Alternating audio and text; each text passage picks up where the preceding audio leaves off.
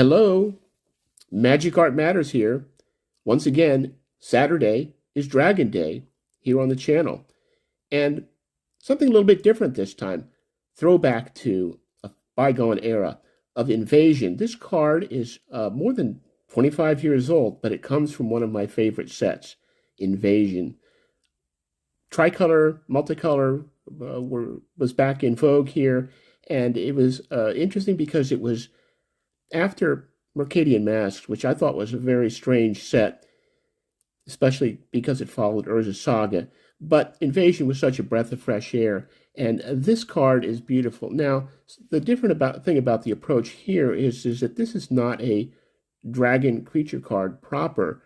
It's featuring a dragon, Darigaaz, but he's part of the action on this instant.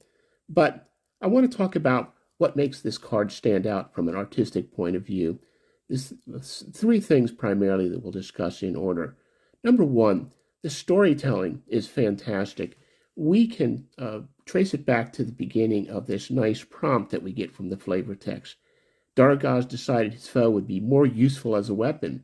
So, in which case, that means that we're going to have a composition that reflects that and tells that story.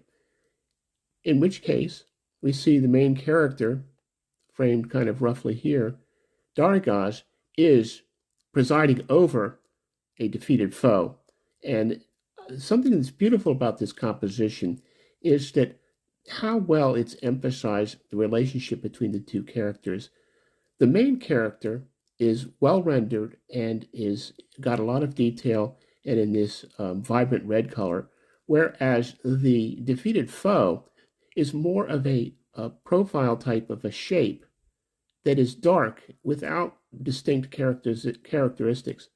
So that means that we're really doing something that's consistent with the flavor text. The main character here is Darigaaz and what he's doing to defeat this foe. I really think this is beautiful, and this is part of the compositional choice that Chippy has made.